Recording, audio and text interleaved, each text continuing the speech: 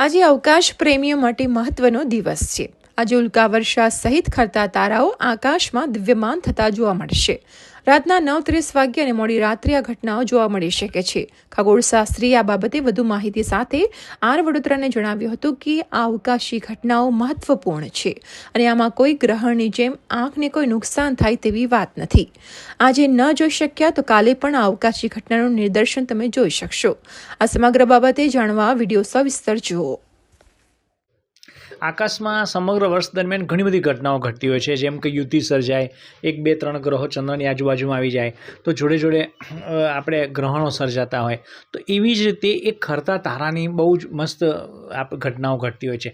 લોકોને થાય એ તારો ખર્યો, પરંતુ ખરેખર તારા ખરતા નથી, એનો વિસ્ફોટ થતો હોય છે। પણ આપણે જે જોઈએ છીએ એ ઉલ્કા વર્ષા છે, અને એ ઉલ્કા વર્ષા છે ને રેતીના કણ જેવી ધૂમકેતુએ છોડેલી ધૂળ હોય, ઘઉંના દાણા જેટલી, એ વાતાવરણમાં 100 કિલોમીટર ઉપર પ્રવેશે એટલે સળગી જાય અને ભયંકર સ્પીડે હોય। 60,000થી લઈને એ 2 લાખ કિલોમીટર પ્રતિ અવરની કલાકની સ્પીડે હોય, એટલે સરળ એને પડે એટલે એ દાણો સળગી જાય, રેતી જેવો હોય, અને આપણને જાત જાતના ભાતના કલર દેખાય। એમાં 2 પારની ઉલ્કા વર્ષા, એક સ્પેરોડિક એટલે છૂટી છવાય ઉલ્કા વર્ષા, ગમે ત્યારે આખા વર્ષ દરમિયાન થયા કરે, અને એક પર્ટિક્યુલર રાશિ પાસેથી થતી ઉલ્કા વર્ષા।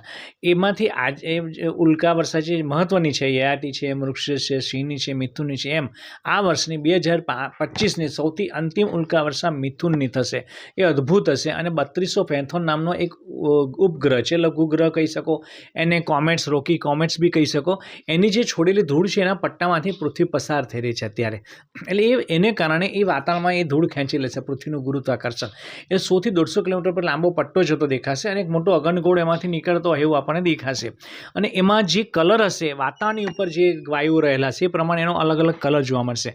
અને વડોદરાની વાત કરીએ કે કોઈ પણ ગુજરાત રાજ્યની વાત કરીએ તો આજે રાત્રે 9 વાગે પૂર્વથી ઉત્તર દિશામાં 2 તારા દેખાશે, પુરુષ અને પ્રકૃતિ મિથુન રાશિ, એની બાજુમાં એકદમ સૌથી ચમકતો ગ્રહ દેખાશે, ગુરુ ગ્રહ, એ બહુ બેસ્ટ આજે અંધાણી છે।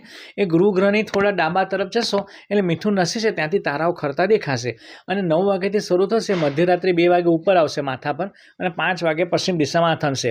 પરંતુ આજનો ફાયદો શું છે કે સવારે 3 વાગે ચંદ્રમાં ઉગશે, એટલે મારી દ્રષ્ટિએ લગભગ 1 વાગ્યાથી લઈને 3 વાગ્યા સુધી જો કોઈ પણ વ્યક્તિ જોશે તો સિટી લાઇટ્સ બધી બંધ થઈ ગઈ હોય, વાતાવરણનું ધૂળ નીચે ઉતરી ગઈ હોય, તો એકદમ બેસ્ટ ઉલ્કા વર્ષા દેખાશે। અને વડોદરા શહેરની વાત કરીએ તો અંદાજે 5 થી 10 ખરતા તારા દેખાશે।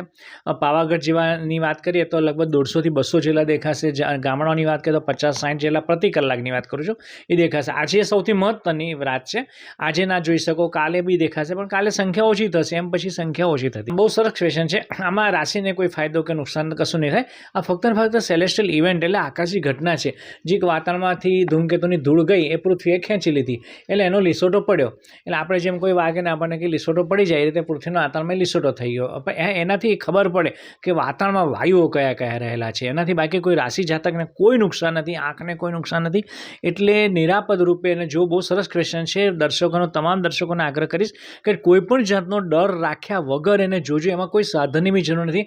અને તમારી પાસે મોબાઈલ કેમેરા હોય તો વિડીયો ઉતારી લો, અથવા તો એને ખટ ફોટા પાડવાની જો ટેવ હોય તો પાડશો તો તમને ખરતા તારાના 2-3-50 ફોટા પાડશો, તેમાંથી 2 કે 3 ખરતા તારાના ફોટા પણ આવી જશે।